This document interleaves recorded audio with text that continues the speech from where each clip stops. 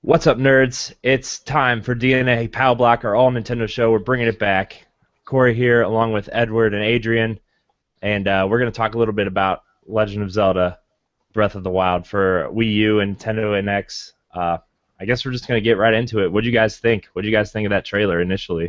I just want the game now. That trailer was beautiful. I was watching actually reaction videos today of other people seeing it, and they were so blown away, and they were just like, "Oh my goodness!" Like some people were just even speechless. That's Like how I said, was.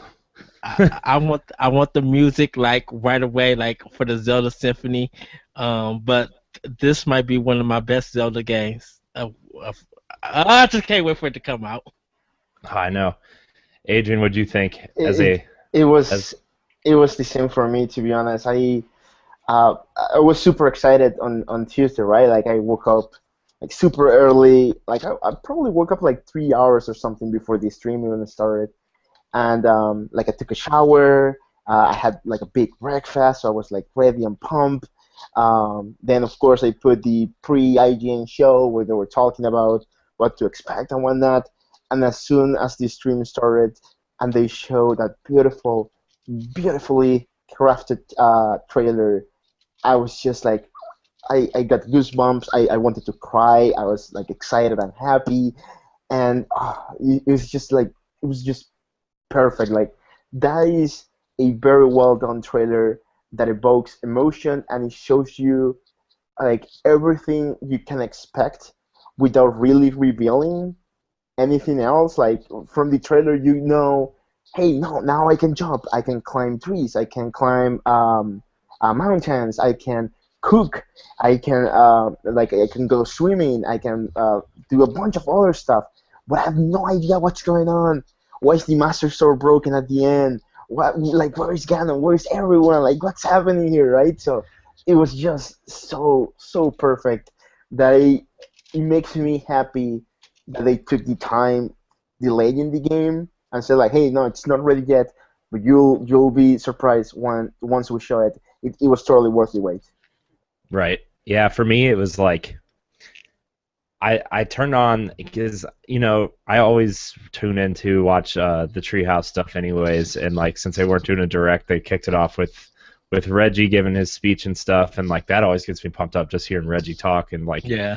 he like sometimes the way he talks is kind of ridiculous, but like at the same time it He just really always pumps. is. He's like a meme, but it's Yeah. fantastic. Yeah, and it like pumps you up for Nintendo stuff, and I'm just like, oh yeah, here comes Zelda, and all of a sudden like right off the bat it was like voiceover first off, and I was like, what is this? This is what? And then like the whole trailer was like everything looked familiar and exciting, but at the same time it all looked different, and the music sounded so much like Zelda, yet none of the Zelda tracks that we know were really in that trailer. And we see Link, but Link looks so different, and like the monsters look different, and I don't know, man. This trailer was just like, it got me excited. I'm like, man, they weren't joking when they said they're taking Zelda in a new direction, and that whole trailer showed it. And then, like, man, at the end when they showed the Master Sword just looking like it hadn't been touched in like 1,000 years or so. Yeah, and then it faded into the title screen. It was just like, oh my gosh, I need this in my life, like right now. And just like Edward said, right? Like I showed my parents the trailer. I think it was either yesterday or the day before that. Like I always like to share like with my parents like really cool stuff that I like because that's how you connect with people basically. Yeah. So I showed them the trailer that was saying like, hey, like I'm really excited. Like this is a totally new direction for Zelda, and they haven't like it's not like they really know like everything about Zelda, but they know enough, right? They've Right. actually gone with me the two times that I've gone to the Symphony of the Goddesses. They've been with me, right? So like I brought them along. So they've seen like they know the music and they know the overall story of what happens in Zelda, right? So they saw the trailer and all like all these new cool things. And the room, my spare room where they're staying right now, I have a big poster of the first season of the symphony, and I was just looking at the poster and saying like, oh man, like the music once this game is out on the symphony, it's gonna be one of the greatest things in my life. I'm pretty sure I'm gonna cry when I hear it, just like I cried when I heard Dragon Roost Island from Wind Waker on the symphony. I just couldn't contain myself. I dropped a few tears, and it was just like, oh man, like I'm so happy right now.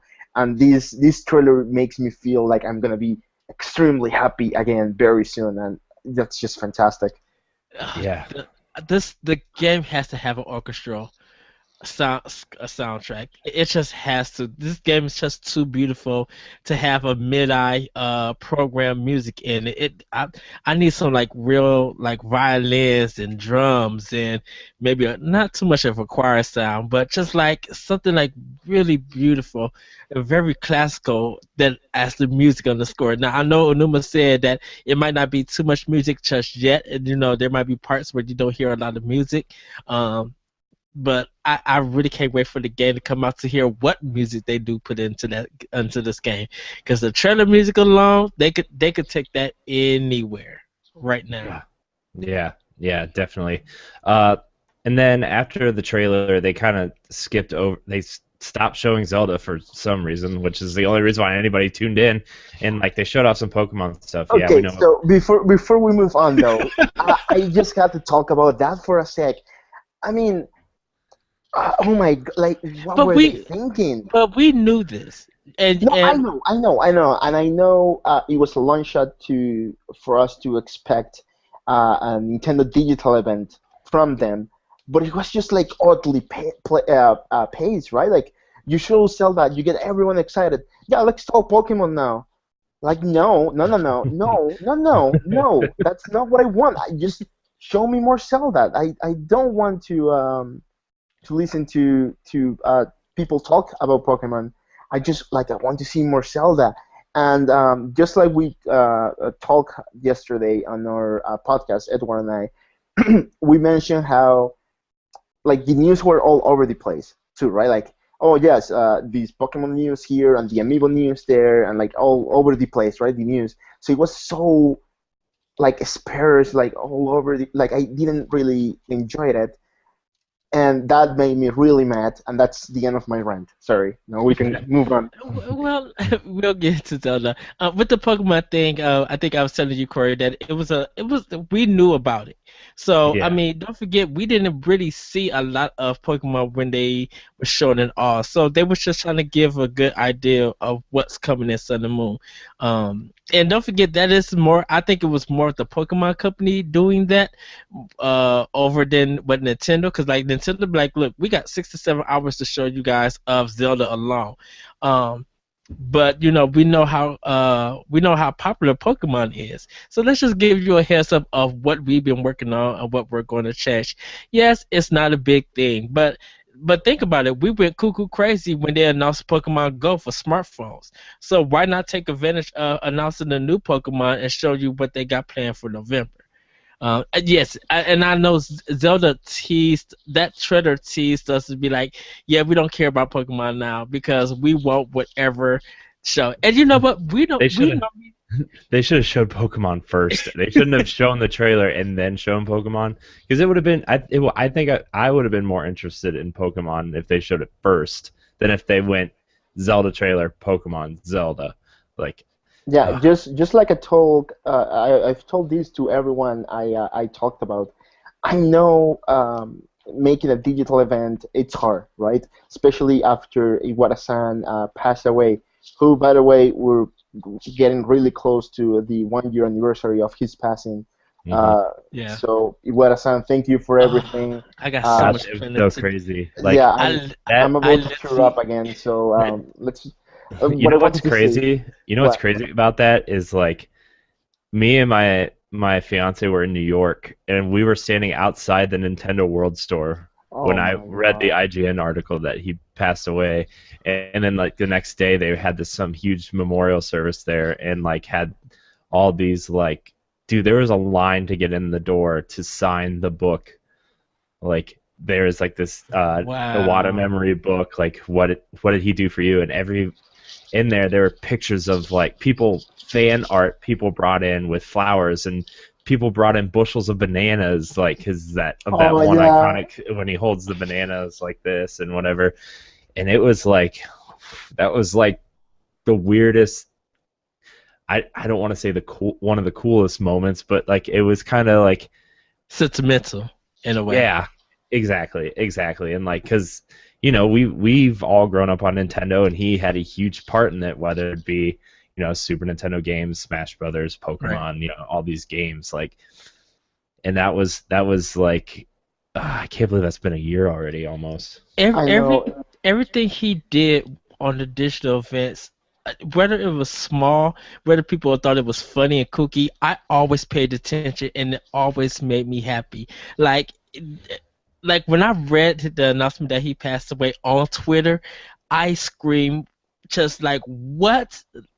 And Yeah. I before I even broke down crying in my friend's car, I told my mom, I'm like, one of the president of Nintendo just passed away, and she was just like, "Oh, really?" I'm like, "Yeah." You want to know what you're playing right? This game that you're playing right now, he had a hand in making that, and she's like, "Oh."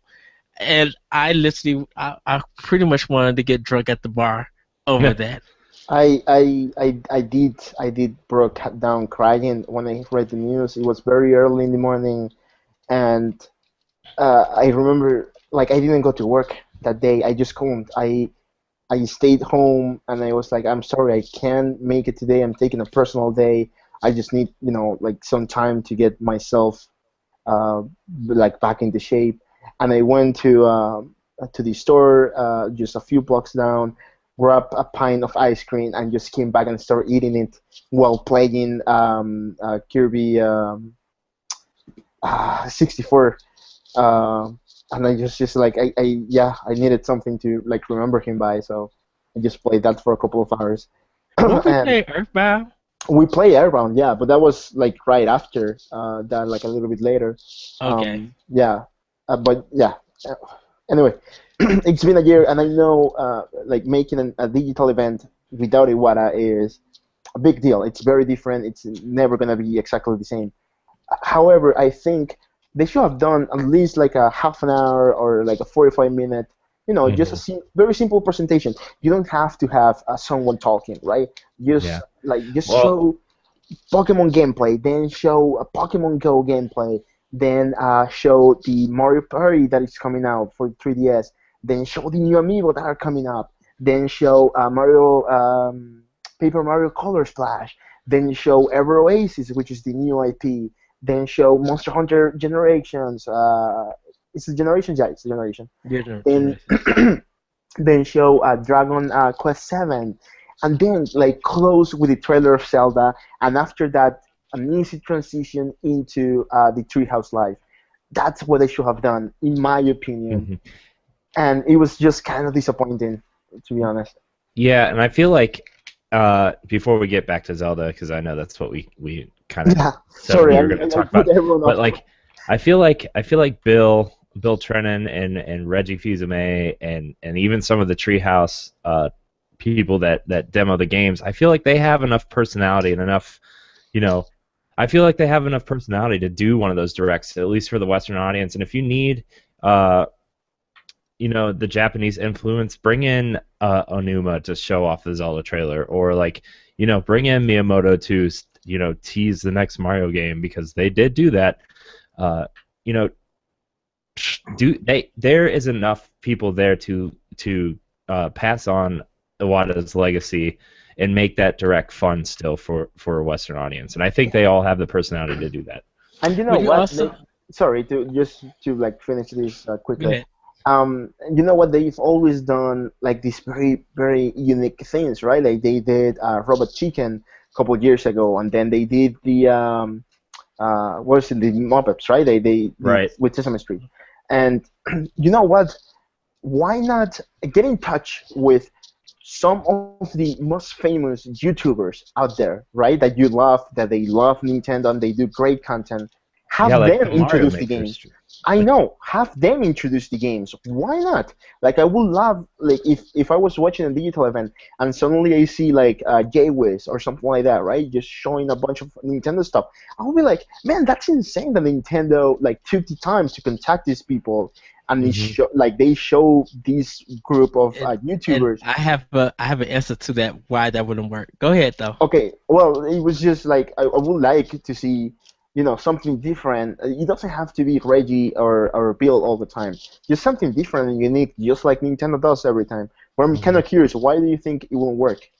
Two things. Because of the YouTube ID content thing that's happening on with YouTubers and Nintendo, that would present a big problem. Because even though people would like Nintendo for that to happen, the situations of people getting their video content ID with Nintendo, you know, people still are mad about that, and I No, don't want to say butthurt about that, no, but the no, thing, and it's but the true. thing about it, yeah, but the thing about it, it's just like until Nintendo reversed that program, they're not gonna go out and like YouTubers. Even though it would be that would be an awesome idea for that to happen, but until this content ID situation gets fixed on YouTube and with Nintendo and the content creators, that's never gonna happen. That issue has to get fixed first. Well, Um, the thing is, I don't know if you. Secondly, hold on. Before you go, let me do secondly.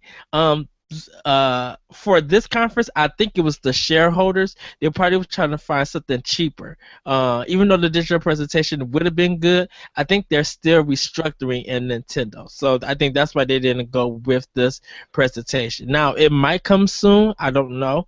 But I think they finalized their restructuring, or they're still doing so. And they probably found it cheaper to do it this way than doing a digital presentation.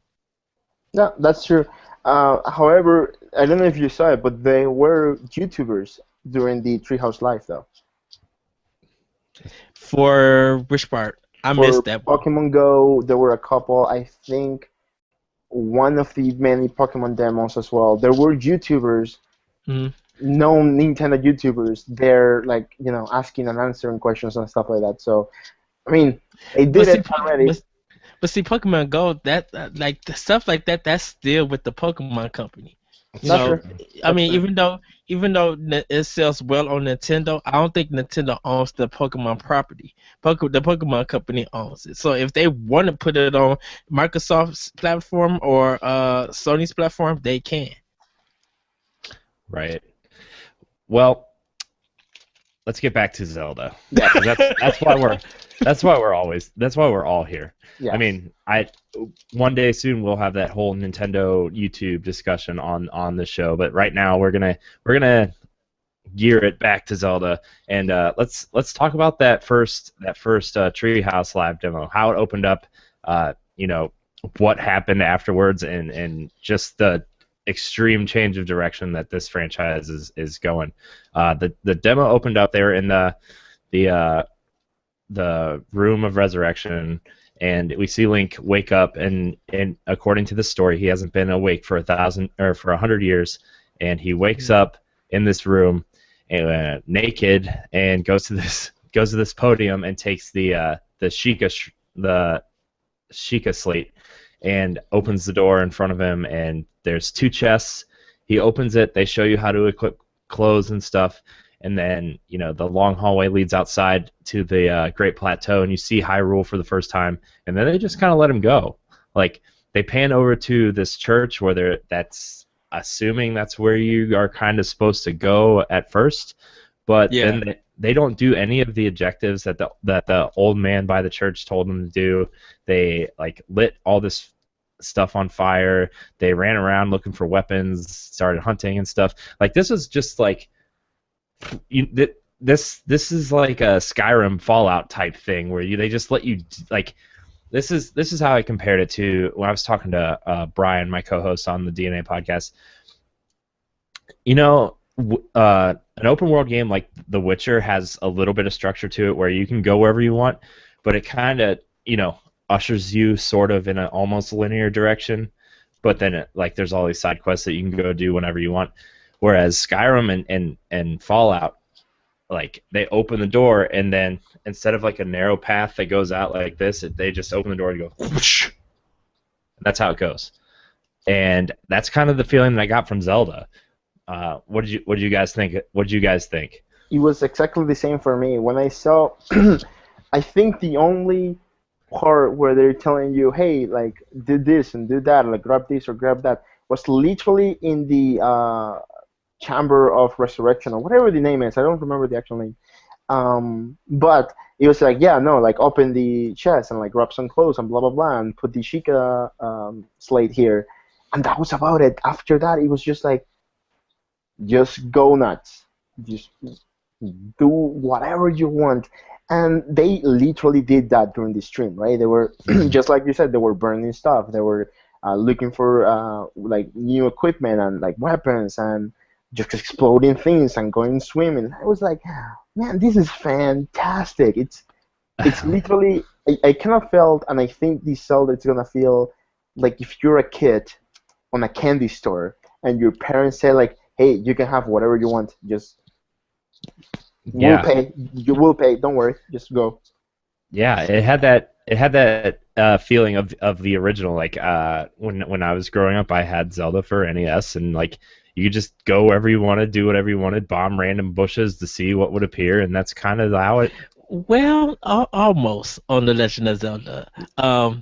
There were some things that you couldn't do until you got more of the equipment stuff. But on land, you could go anywhere. But um, there was just some compare the Legend of Zelda to the Breath of the Wild. The open-ended areas is going to be it's going to be a nightmare. Only reason why it's going to be a nightmare because you want to do everything, and if you're a person who's trying to 100% that, you're going to be like, where in the heck do I start? Do I start on the West Coast and do everything on the West before I hit North? And then after hearing the news said, well, the size of the map is 12 times of Twilight Princess, you could go miles upon miles just going to the West. And that might take you the 3 to 5 days trying to explore everything. And it's just like, I don't like, you make a sacrifice. Do I sacrifice playing other games, or do I just see where I could get? For me personally, I fell in love once they walked out the door. I already said on Twitter, I was just like, I would rock Link's boxer shorts right now if they sold it at the Nintendo World Store. like like when he walked out and they said, okay, you can do whatever you want, my mind just went everywhere, just be like, I don't even know where I want to start. I'm used to having direction, and sometimes I like that, but I'm like, I could make my own side quests, I can make my own missions and goals without being told what to do. I know the gameplay of Link, so why not take what I know, expand upon that when they teach me it, and just do whatever I want. And the only concern I'm going to be is, how do I get to the Master Sword quick, and how do I restore it so I can always have a sword, so I don't always use a spear or a stick or a Right. club or something. Right. I wonder how like permanence is going to fit into the game. I wonder if like you have to like apply things to weapons like a little bit like Skyward Sword did a little bit. Uh-huh. Uh I wonder like if there's certain weapons you need to upgrade before they break. I wonder if like main quest items can break before you upgrade them and then you just don't have them. Like I wonder how all this stuff's going to work with these weapons and stuff. You know what? From the looks of, and this is just a stipulation, of course, but from what I saw on the many Treehouse Live plays that they did during E3, I don't think there is main quest items. I think they just like forgot about that. I think the Master Sword is it. That's the one item. That's You the don't you only don't item think that there's matters. like a you don't think there's like a legendary bow that won't break or like I don't think so, dude. I I think it. honestly don't think so. I think it is because of when the arrow that you use when you jumped up, Anuma said that is a key item for the Oh, story. really? Yes. Hmm. So so that's why they can't really show some of the weapons because they feel like it's going to tell part of the story and they didn't want to do it. That's why you didn't see it. You seen um I think Bill Trinen do it where he jumped off the horse and did the one slow motion shot with the arrow, but it was just like a regular arrow that he did it. Right. So I think there's going to be key items in the game that we're going to have to go get and search for, but they just didn't show it because of story purposes. Which just excited to me because now I'm just gonna be like, now I'm gonna break your game to find out what is the story, what is the Yeah. story items, and what is connected. Because for right now, I'm so glad they didn't tell me what the story was. That that they teased me with this open world gameplay, this music, how beautiful the game is, and that they put the story way to the side. If you want to know the story, wait till the game comes out. And I find that so good, and that's just probably me. And they showed so much of this game without showing us anything, which is Yes. what I love about it. Like they showed us so much, like the camps, the climbing mechanics, and like the stamina thing is returning from Skyward Sword, which personally I didn't really care for, but like I understand Yeah. it has its place. Maybe it works better in this game. Maybe it was just a mechanic that they were trying out. Which is funny that that mechanic looks like Super Mario Galaxy. Right, right, Yeah. right. When you're like in the bee suit. I was just Hmm. like, oh wow, they used the same box for it. Yeah. Well, they did use a SpaghettiOs wrapper for their 3DS Mario Party, so. Yeah. Ooh. Awkward.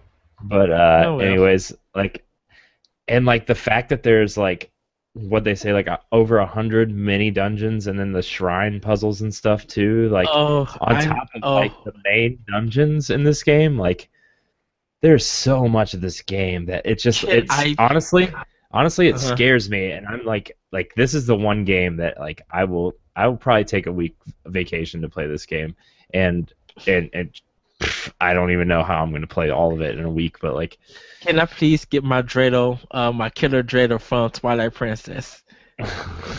yeah. I want that Spindle in the game, and I don't know what they'll do in the game, but it's so open. That game is so big, they could do anything. I'm just like, I just I Yeah. wonder how The fishing is gonna work in this game, because fishing has always been a major thing for the Legend of Zelda. So I wonder, that in Well, mini games. well, like you could. Well, here's the thing. Like I'm replaying Twilight Princess HD right now because I want to get my Wolf Link up to, up to par when that game comes out, which we'll talk about later.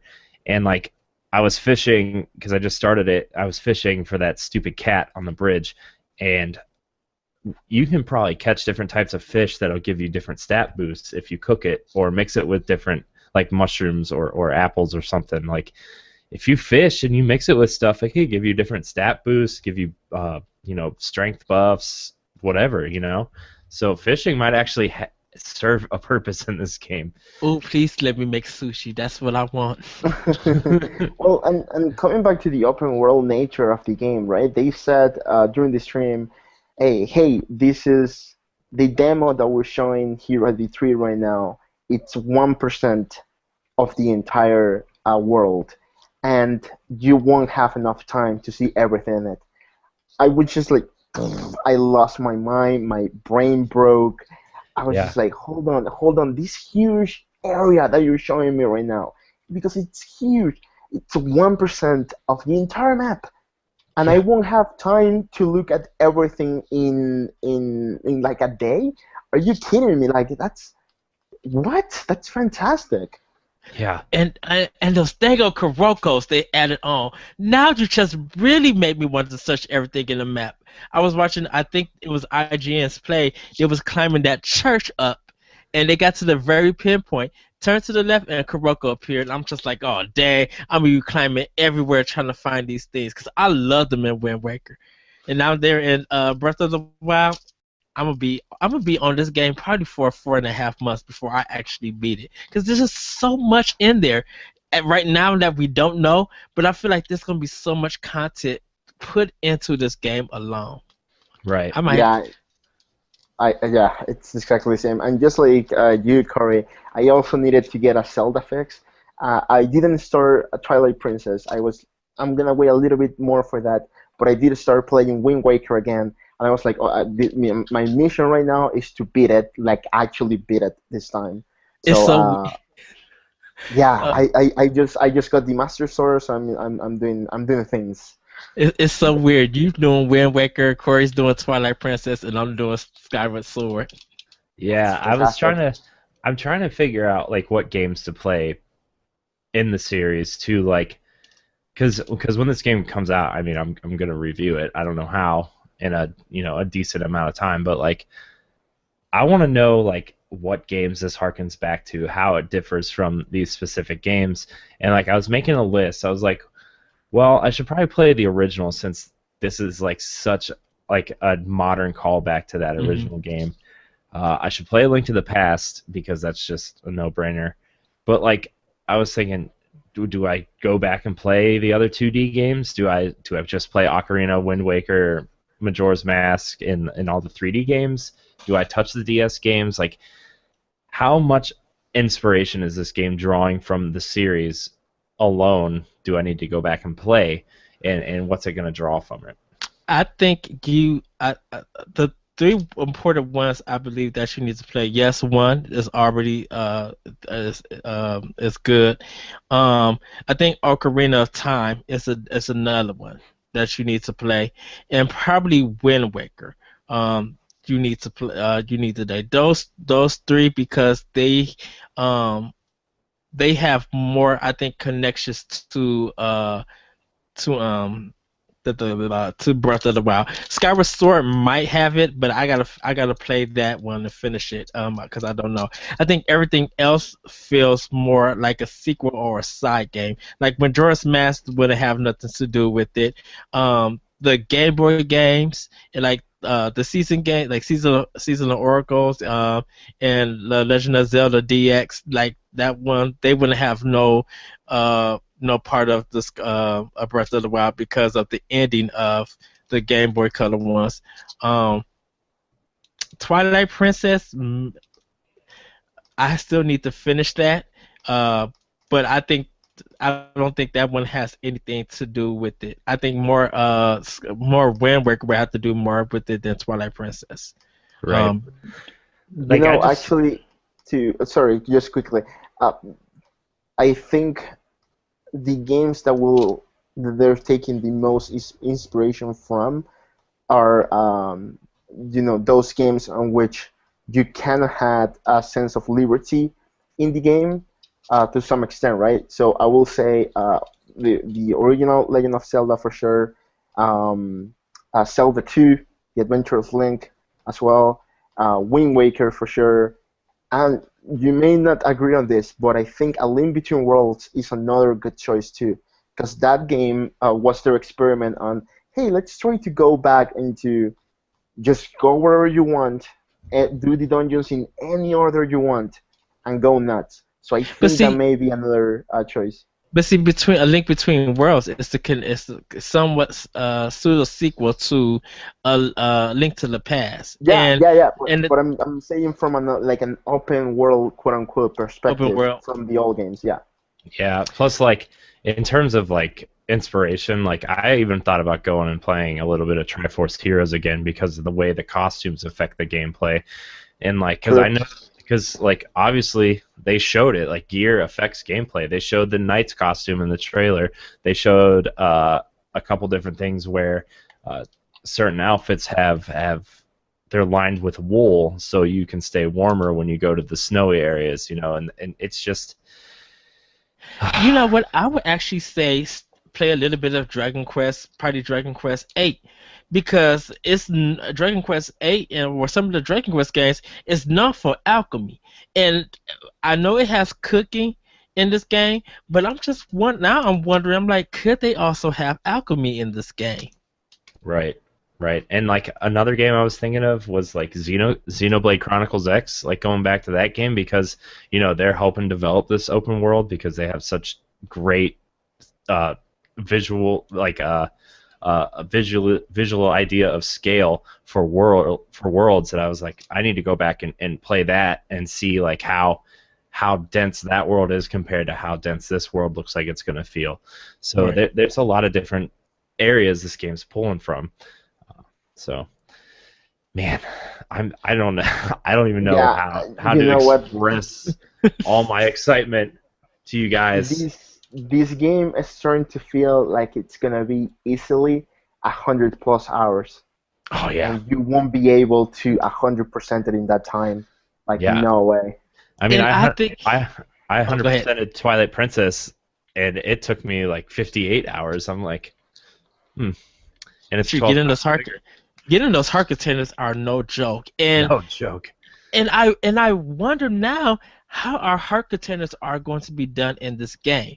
Because if this world is that big and we have to really search, yes, the food would give us temporary hearts and the amoeba would give us temporary hearts, but how do we level up our energy? Is the heart containers everywhere in this world? Right, We'll have to right. wait and see for sure. I wonder if like the shrines may give you some, or like I wonder if there are rewards for completing the mini dungeons. They're going to be rewards for completing the main dungeons. Maybe they're hidden inside, the rundown temples that we saw them climb to the top to. Mhm. Little heart pieces there.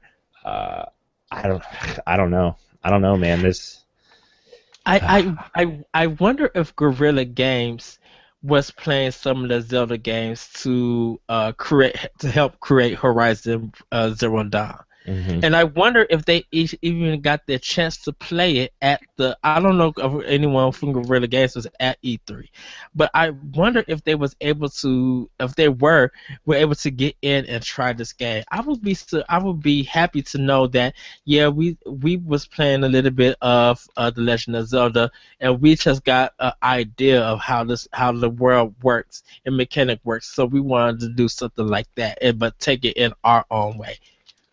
Right, right. I was talking to Brian about this too. Like, I wonder if Horizon. I wonder how much Sony is going to try to market that as their version of Zelda, like without actually saying it's their version of Zelda, but like, because that's what it really reminds me of. Like, the look, the feel, the horseback riding with the bow and arrows, the just everything about it just really shouts Zelda out for me at least. It's just Sony's version, and I'm wondering how much inspiration is stealing from Zelda. But let's talk about some of the new gameplay mechanics and how the ones that we do know have changed from previous games in the amiibo functionality. Which, let's face it, everybody knows that Wolf Link is going to be my favorite amiibo Yeah. functionality throughout this whole game. Not for me, not with the wolf thing. I love the fact that they're adding it, but I think I'm just like I want to one solo this first and see what I could get, and then add through the wolf one. If I had to do anything, I think I would do the Epona one with him riding. I think that one looks really good. When it comes out, hopefully I'll have all three, but I think the Epona one is going to do me justice. Yeah. Did they ever come out and say what those amiibo are gonna do? No, Like, they just showed them. okay. Yeah, they Okay. gave Yeah, more. no, Yeah. I'm with you, Corey. Though I'm a dog person. Pretty much Yeah. everybody knows that. So I'm super excited to have my Wolf Link amiibo companion. You know what? I mean, maybe it's because it's Zelda. Maybe it's because the open nature of the game got me super excited. I've only opened a few select amiibo, and I've opened it for one of three reasons. I either got them as part of my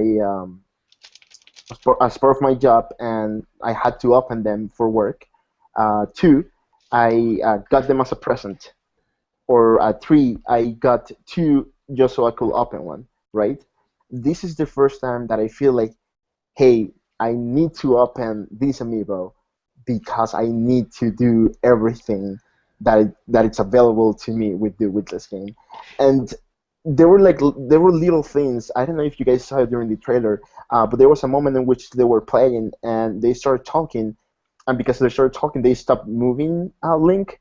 So Uh-huh. he was just standing there for a second, right? And the Wolf Link, he got bored of just waiting around, so he yawned and then just like lay on the floor. I lost my mind. I was just like, that's such a nice attention to detail that they Yeah. put on the functionality of this amiibo, that the wolf is getting bored and he's just laying around like a good dog next to his master. Like, oh my And god, that was fantastic. this is smart of Nintendo marketing wise, because if people don't go out and now buy the Legend of Zelda Twilight Princess, once that game is gone in stores and there's not going to be that many restocks with the amiibo, folks are going to lose their mind. Now, if Nintendo decides to sell it by itself, that's fine. But if you don't own Twilight Princess for Wii U and you want that amiibo, you need to be in stores now buying it. Because when it gets time to Christmas, that game is going to disappear. Yeah, Well, I was at Best Buy this morning, and I was looking for like the King DDD amiibo, the new one, and like they had 3 copies of Twilight Princess HD there with the amiibo. I'm like, I wonder if I should just buy one and put it back, just because I know when that game comes out, I could probably like sell this for a ton of money, but like I didn't, and it was probably dumb of me, but like. Yeah, I wonder if like a Nintendo is going to end up selling this amiibo by itself, because I know a lot of people like there's a hardcore Twilight Princess fan base, and I am part of that fan base. But like other than that, like Twilight Princess isn't exactly looked upon very fondly, and it didn't really age well because of the realistic direction they took on the GameCube that last generation. So like unless you're really wanting to play a Zelda game and can't wait, Right. like I mean there's like plenty of, quote unquote better options in Twilight Princess, like Ocarina of Time, Majora's Mask, Link to the Past, even Skyward Sword is out there at a few places still. Like those games age better and still look better for the time, and like people are gonna play those instead of Twilight Princess. So Nintendo might want to release this if they want to make bank on this Zelda game. They'll make it on this amiibo alone. I'll Yeah. tell you why it wasn't a bad idea for you not to get that extra copy. Nintendo shipped a ton, a crap ton of the copies of Twilight Princess with the amiibo. So much that on every store that I work here in my city, there is probably like 100 copies or so laying around. And maybe it's because the economy in Canada isn't great, so of course you don't have that many people buying stuff. But trust me, they're not gonna run out. Not only that, I believe in Japan you can buy the amiibo on its own. So that's another thing, right? Like you can just import from Japan. It's gonna cost you like $30, including shipping and whatnot. It's a better option than buying, the game with the amiibo in America. Especially if you don't want to play Twilight Princess again, you can just get the amiibo. It only has 3 hearts. That might be good enough. So Jerks, it's the best Zelda Corey, game. did you find the amiibo that she was looking for?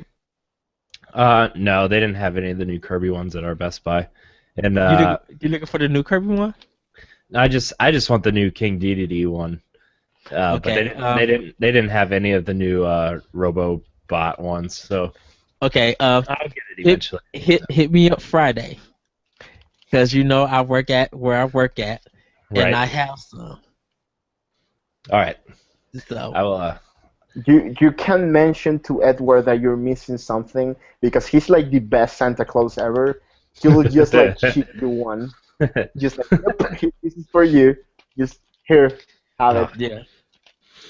I will probably message you on Friday then, because that's like one of the only amiibos that I really wanted, because that's who I use in Smash most of the time. I It's switch between him and Mario, and like I could not find a King Dedede anywhere. And when they announced that they were releasing a second version, I was like, I'm gonna get it because I need it. Like, I just need it. He's ridiculous. He's stupid. He's a stupid character. Like, he's a giant penguin with a freaking hammer. He's stupid, but he's awesome. So. Yeah, I got you Friday. I should have, I believe, because no one really picked up. People picked up the game and not really the amiibo. So I think I have enough of them that I could put on hold for Friday. And then when I get my Tokyo Mirage session, I'll pick that one up for you. Yeah. Are you any of you getting Tokyo Mirage sessions? I am awesome. For sure. I am. Good. Yeah. Looks good. It looks good. Anyways, back to Zelda. Yeah. It's a conversational show. It's all right. You guys will get over it. I know the title says Zelda, but all we talked about was Nintendo. Only thing that I said was Guerrilla Games, but that was still connected to Nintendo. So we're saying, right. Yeah. Right. Last thoughts on any of these well, we didn't really talk about it yet, but like the new gameplay mechanics, like why are these new gameplay mechanics so interesting when, I mean, we've seen them before, but is it just because like they're coming to Zelda because it's what we wanted Zelda to be when like Skyrim came out and then we ended up getting Skyward Sword? Like, you know what, it's true, right? Like, we've seen all these mechanics all over the place, right? We've seen them on many different games. It's not like they're just creating something new. However, when we are like anyone that is a big Zelda fan, anyone that is a self-respect Nintendo fan, you know that they do things one way, and it's usually, you know, a very good way, but it's traditional, right? It's always kind of the same thing, right? Like Mario, it's always trying to save Peach. Zelda, it's always let's destroy Ganon. Metroid is let's fight Mother Brain and whatnot, right? So the fact that I think it's kind of like the Mario Maker, magic on which, hey, here are all the tools for creating Mario games. Go nuts.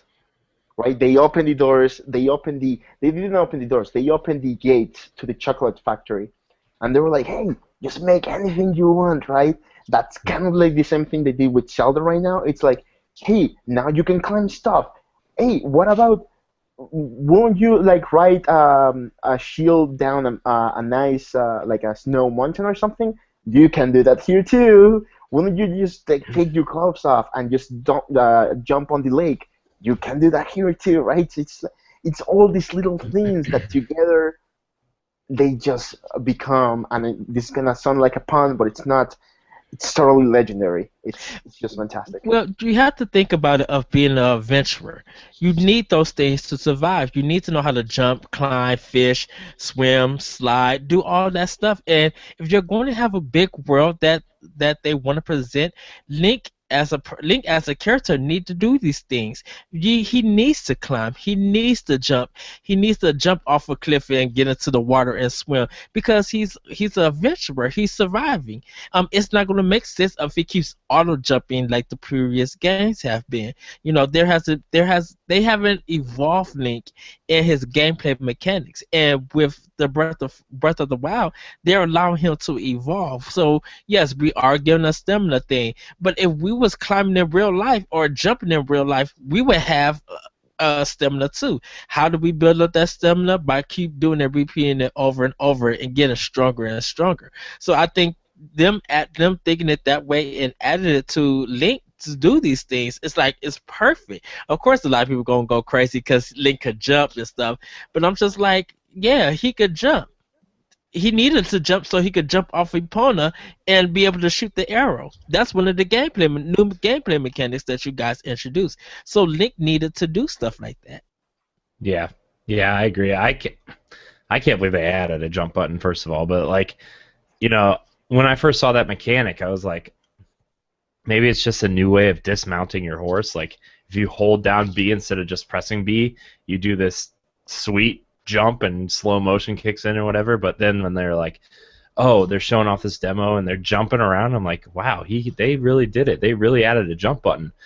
Now, where that button's placed on the controller remains to be seen. Because It'll be the Nintendo, B button. It'll be Nintendo, the B button. you think? I don't Yep. know. I Yeah, if I know Nintendo, A button would be for your attacks. B button would be for your jumps. Uh, A would probably be for your dialogue or to even get on Epona and stuff. That'll be the A button. The ZR button might be for your shield, or it might be for when you jump you can hang. The L button, the LB button might be for when you want to jump and switch to sliding down and stuff.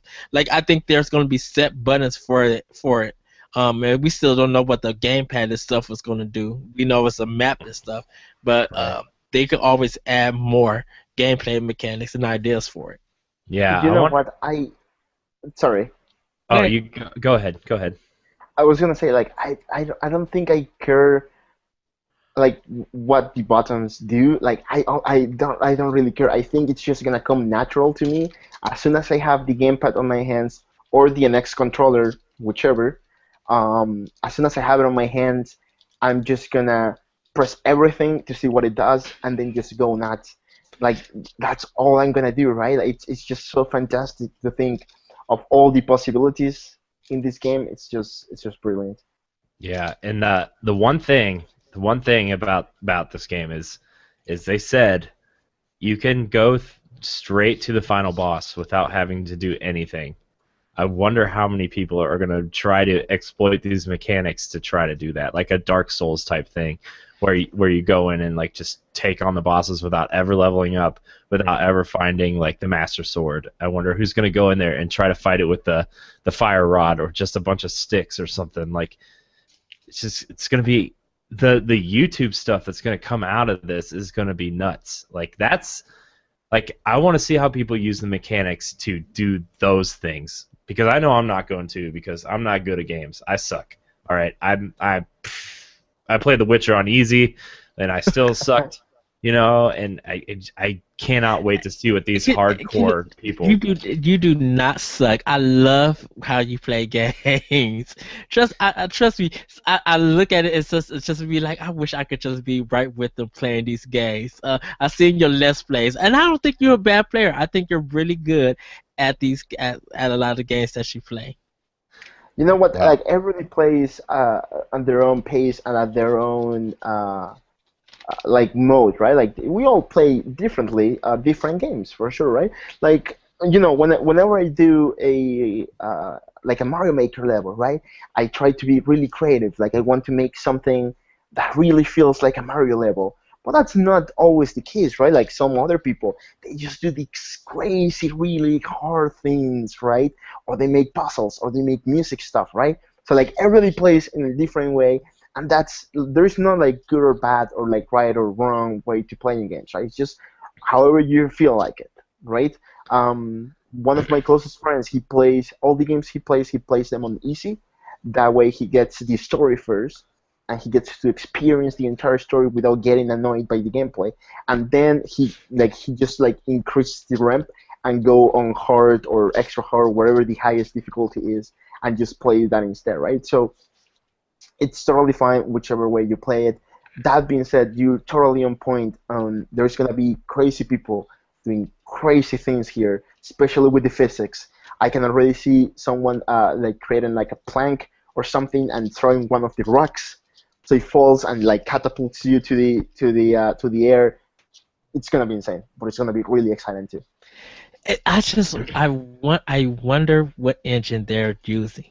I never know what engine Nintendo is It's using. gonna be its own thing. It's gonna probably be proprietary. Yeah, it's gonna be the Okay. Zelda engine.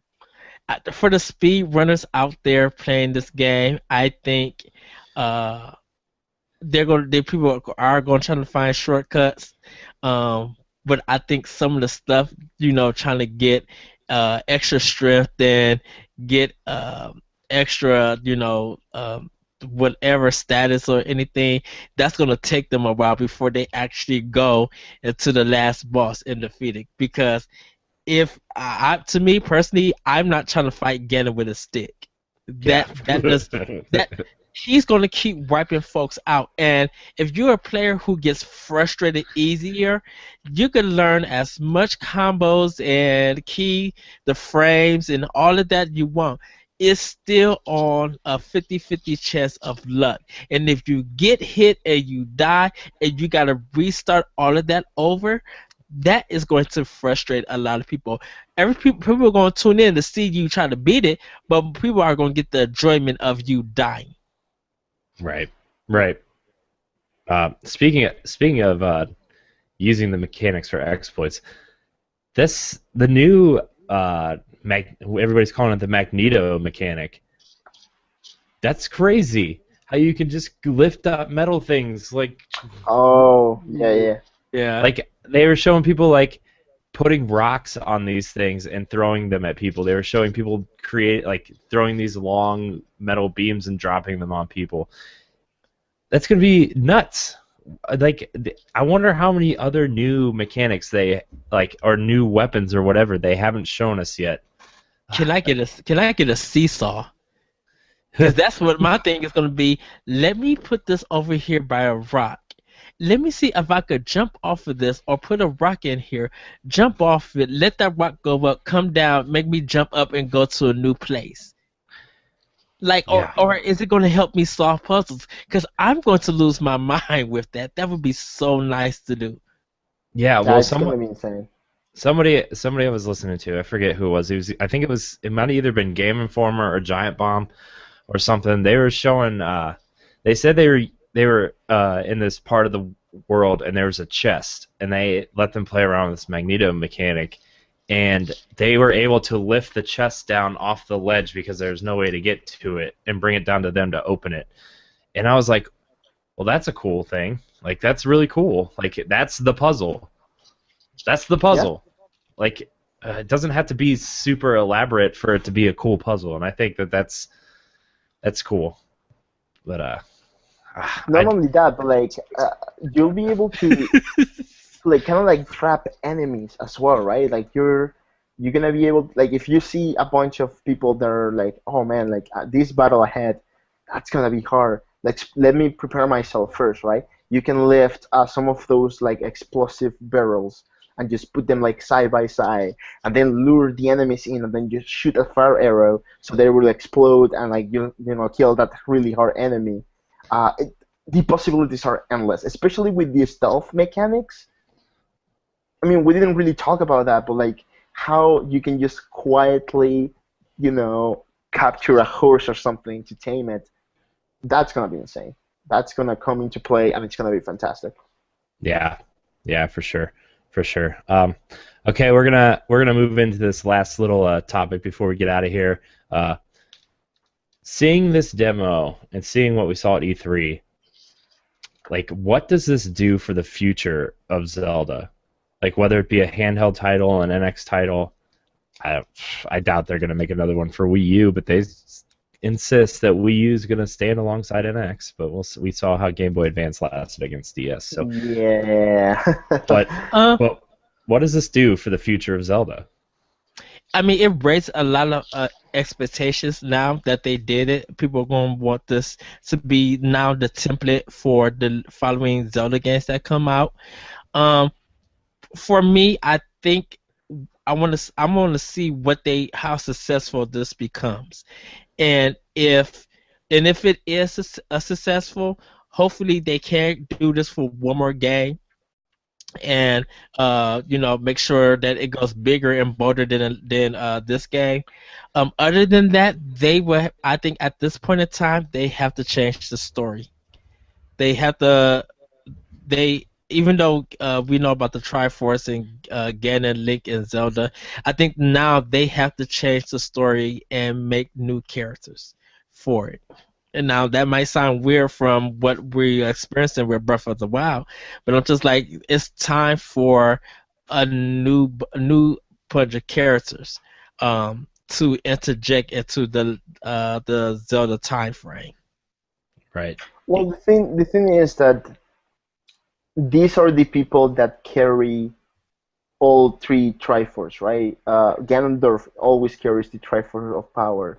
Zelda always carries the Triforce of wisdom. Link always carries the Triforce of courage. These are people that are interconnected through time and, well, I guess space too, right? And it sounds very sci-fi and kind of like crazy, but it's kind of the reality of it, right?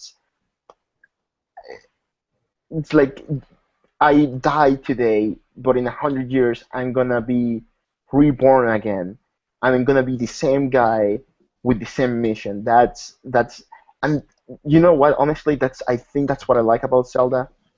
I like the idea of these three people always coming back to life every 100 years or so to basically fight for what they believe in again, right? Like Ganondorf, he knows and he remembers, right? Like he remembers from his previous lifetimes. He remembers Link beating him over and over again, but he doesn't care. He always comes back because he knows that one day he's gonna like get his wish And done there's a right. whole timeline based around Ganon Exactly. beating Link. So like, where does this game fit in on that timeline, and where do future games fit in? Because like, a lot of people are saying this might be the true sequel to that timeline. Like, this is the timeline where Ganon succeeds, and Link is coming back to life to try again. So Yeah. that's an interesting view. But then that brings a problem of the environment of Hyrule itself.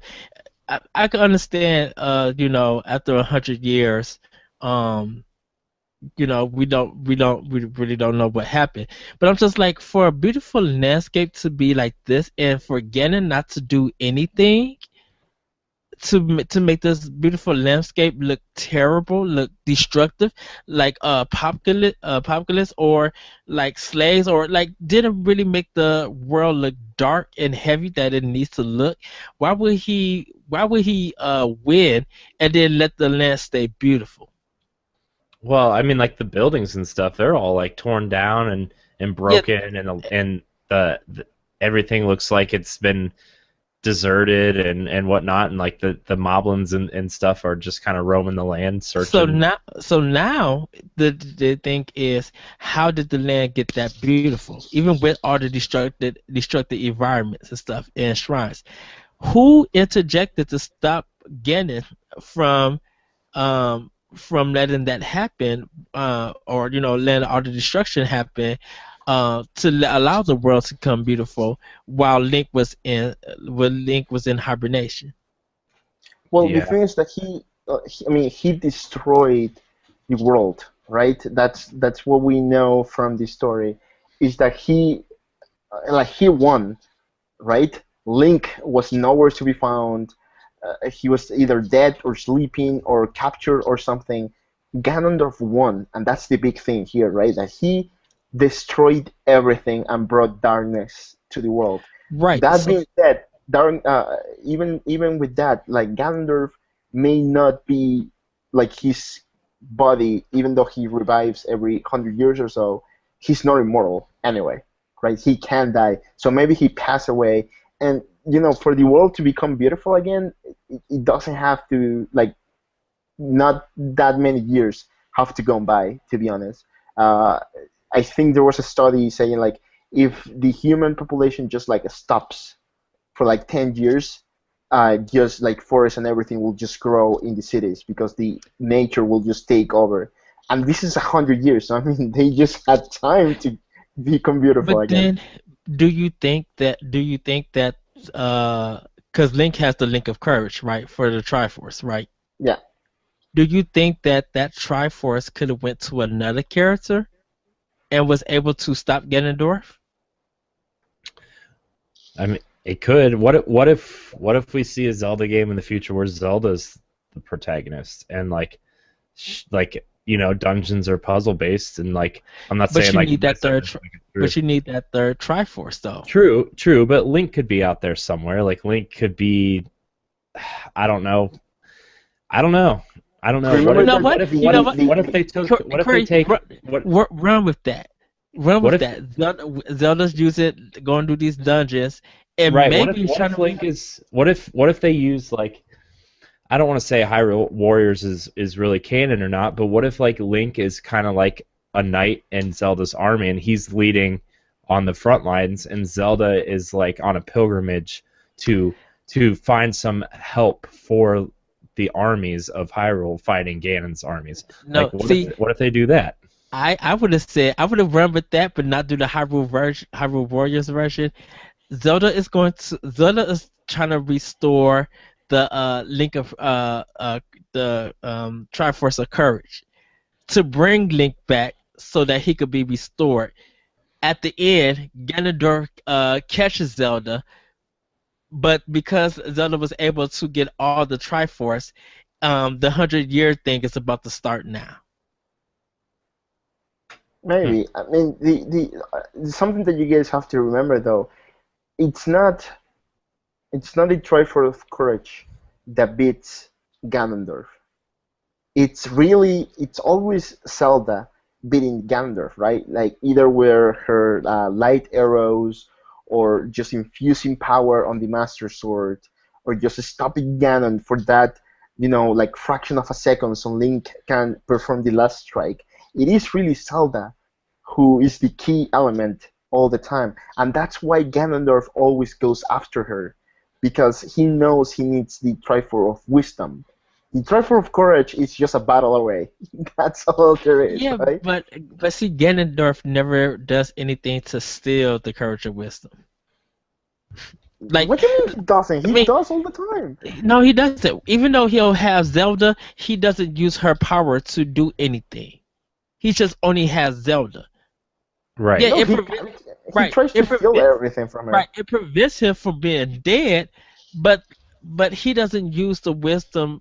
He doesn't use the Triforce of Wisdom to stop Link. You have two Triforces against one, and this always ends up as two Triforces against that one. So Right. courage and wisdom always end up beating whatever Ganondorf is. It's never Ganon's and Zelda's stopping Link. Right. I think I don't know. I don't know, man. I don't. So now it probably answers the question: where do they go? It might be story. It might literally now be story. Yeah, that would be interesting. That will be I interesting. really want to see like what kind of story they could wrap around something like this though too, because like yeah, each game has story, but it's like kind of minimal. It's definitely a Nintendo story, where it's like Ocarina of Time has a minimal story. Majora's Mask has a minimal story. Twilight Princess has a decently written story, and so does Skyward Sword. And like it seems like Nintendo's making the progress in storytelling where Yes. Zelda needs to be. And I'm excited to see like, okay, well now they're implementing this open world gameplay mechanics. I don't know if story is going to be there in this game, but what if they take what they learned about this open world game and apply the story of Skyward Sword or Twilight Princess to the next game, and like an open world game with a great story?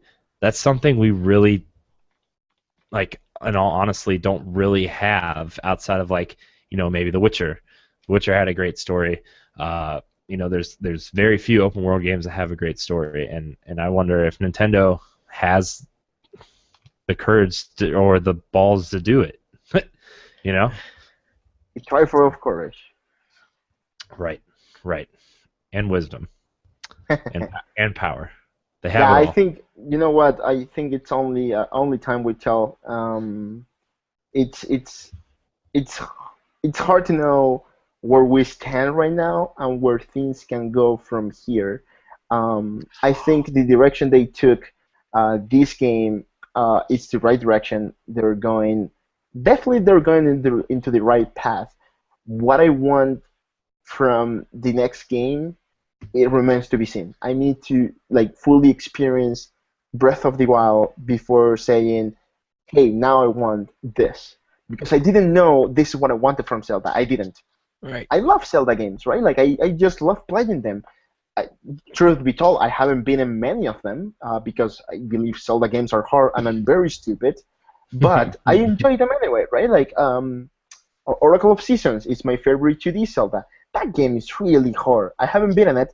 I love it anyway. Wind Waker, my favorite 3D Zelda. Again, haven't beaten it. It doesn't matter. I like it and I love it just because of everything they're doing in that game, right? So I didn't know this is what I wanted from a new Zelda, but that's where we're at. And the future, it's unknown and it's fantastic. What they're gonna do next, I don't know, and I probably don't care. I just want them to bring it. Just give What? me the games. What if they took the dark world of A Link Between Worlds and used that as the sequel, or use that as a side story? Maybe. I kind of think people are kind of bored about the Dark World though. Um, at least from people that I know particularly, they've been saying like, oh no, yeah, like A Link Between Worlds was very generic. Like we knew everything already, and it was like, well, yeah, maybe. They've done Still a that a good lot. game. They've done that a lot, Yeah. though. I mean, like A Link to the Past, they did it. Ocarina of Time, they did it. Twilight Princess, they did it. Skyward Sword, they didn't use a Dark World, but they used the same environments and switched them up, and like it was enough to notice that they were the same environments, but they added new little tricks to each environments to where like, people kind of got tired of revisiting the same areas, and then we get Uh, A Link Between Worlds, which is essentially a sequel to A Link to the Past. So like, it looks like Nintendo's trying to stay away from the reusing the environment and just giving it a dark overlay or adding a couple different puzzles, which is smart on them because that's been one of the biggest criticisms over the last decade. Is them doing that. So. I mean, not that I would care because I love Zelda. I don't care what they do. I They could. I, I love you and Adrian's theories because it's they could go anywhere with this now, and Yeah, that just now makes me hyper happy. yeah. They could literally do anything now. Like they have the mechanics in place. They have, what they want to do with this game in place. Now they just have to build a new world around these mechanics every time. Yes, The one thing that scares me though is that how long is it going to take us to get the next Zelda game after this one? 7 years. Oh, it's gonna be a long time, Like man. I feel like we're going to get like one a decade now, and We that's won't like we won't get the next one until 2019 or 2020. We won't get it. do you think I that's think soon? The I last one think was that's too what soon. 2011? I think that's too soon, man. If I'm honest, I think we won't see the next Zelda until a year or so before the end of the next life cycle. No, Yeah. it'll be before that. We'll I probably. I think the thing about this because I think the Zelda games take a long, like Zelda and Metroid games take a long time to build. Because it's a lot of stuff that you have to think out and really plan that, Yeah, and and it's plus hard they to have a get lot things more mixed. assets that are different than like, I'm not a game designer by any stretch of the imagination, but Mario assets are very similar to where, you know, a warp pipe is a warp pipe. It doesn't change. You can slap a warp Right. pipe in a level easier than like say you're going to into a Metroid game and designing, this elaborate maze with these elaborate weapons. Like they want to change up the weapons. They want to give you new enemies to fight. They want to give you a new planet to explore. Whereas like a warp pipe is a warp pipe, a Goomba is a Goomba, a mushroom is a mushroom. Like Mario games are like the easiest part for Nintendo to pump out, and that's why we see so many of them.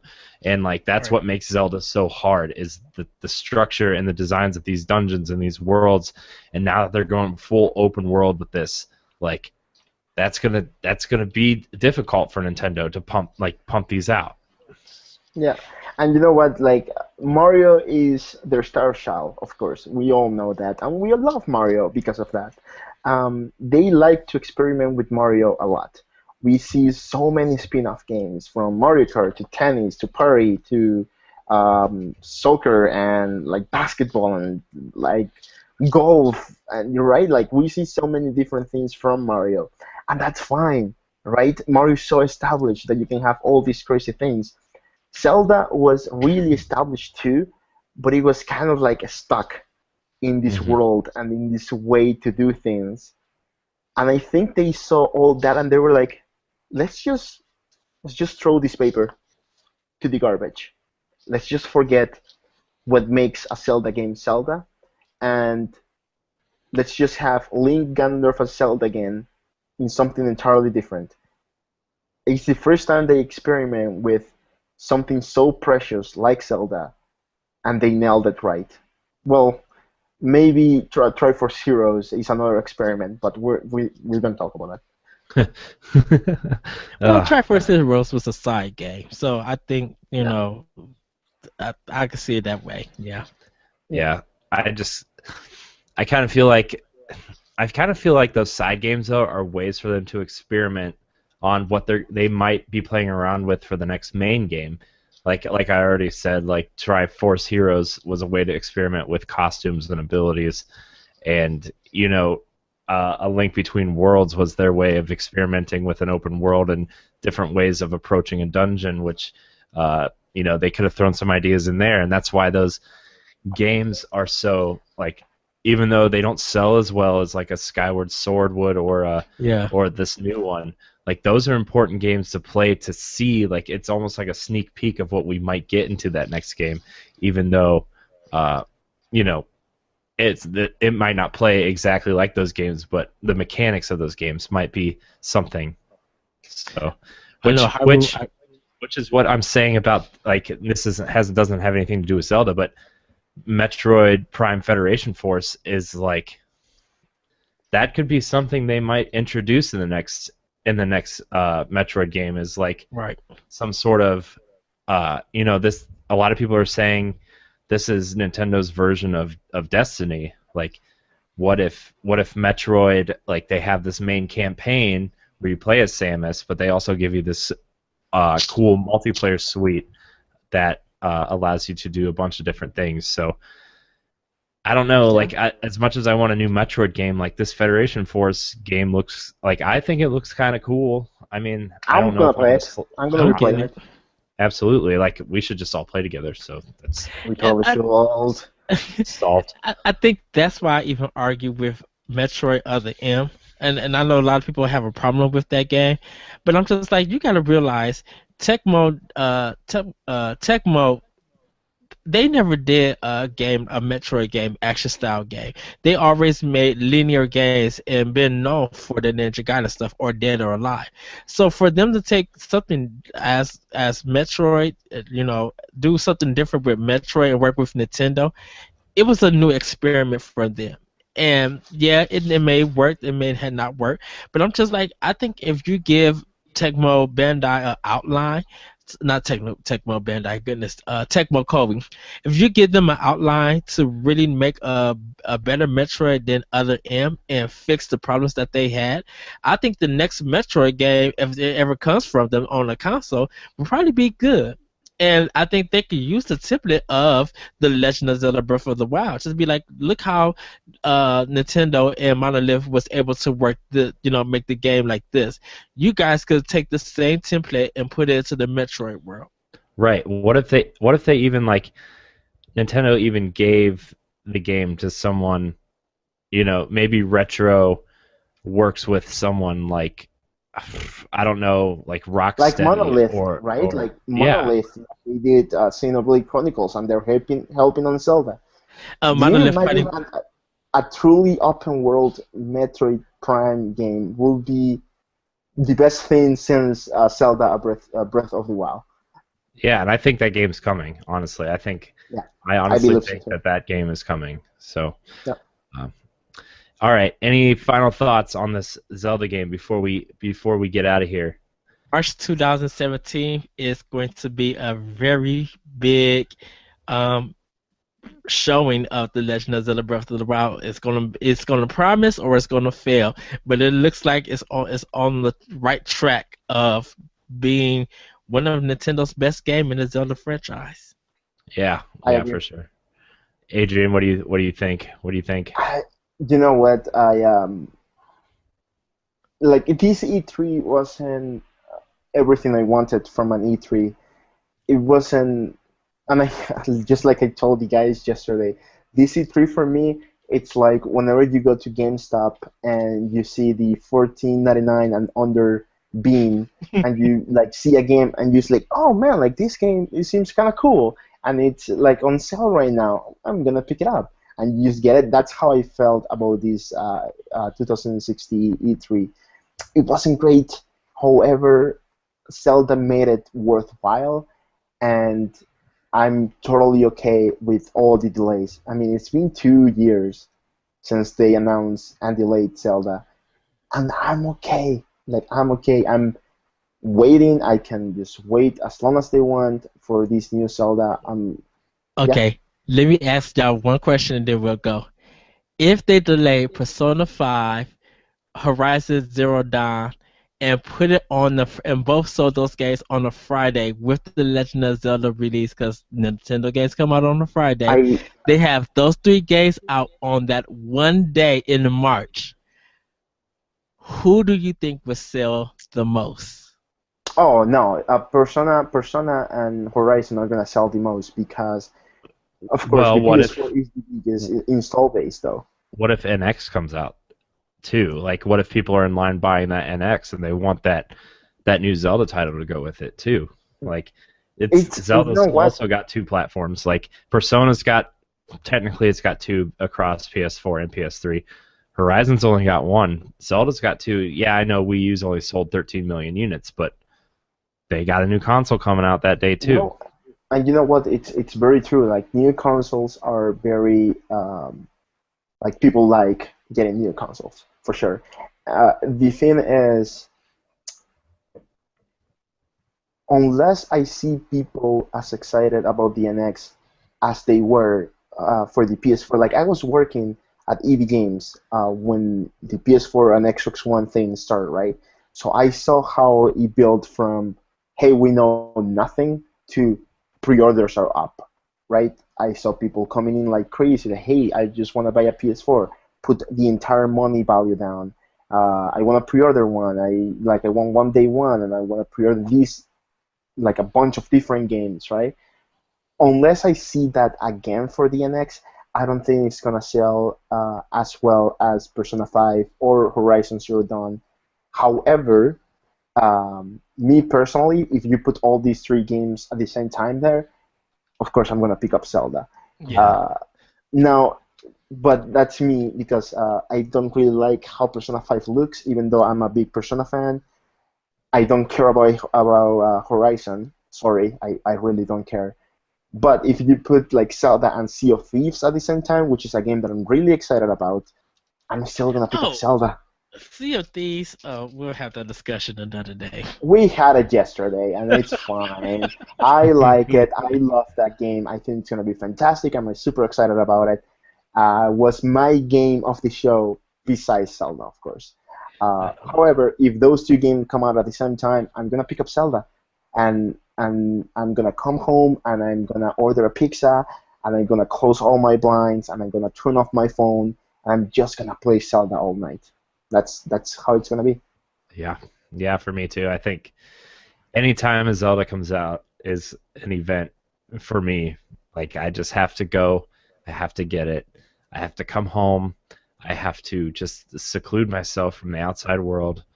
And like this one, it's gonna be hard because now I'm gonna be married. But you know what? She's just gonna have to understand that like I have to play this game. Leave me alone. Your fiance is wifey. really cool. She- I don't think she's gonna mind you playing Zelda for like an entire week. No, Snuggle- she's probably gonna want to watch actually because she's like, Exactly. oh, that game looks kind of pretty, and I'm like, well, yeah, it's Zelda. It's Mhm. gonna be. You have to be her Papa Bear and have her snug up on you. Be like, come on, baby, let's do some Zelda today. Yeah, make me a sandwich. Ooh. I'm just kidding. She won't watch this. She won't know I said that. But anyways, this has been a kind of a relaunch for DNA POW Block. Edward, Adrian, I love you guys both. You guys are obviously welcome anytime. I will probably invite you guys as much as anybody on this show because you guys are the Nintendo guys. the guys I love, the guys I trust about Nintendo. And you can find Edward, Optional Opinion, World 1-1, Adrian, World 1-1, and look for his game coming out soon. You'll probably see a banner on our website for Tuna Cycle, the iOS game. I'm Corey. You can find all my content on digitalnerdadvocates.com, along with these guys. And until next time, we're out. Bye. Bye.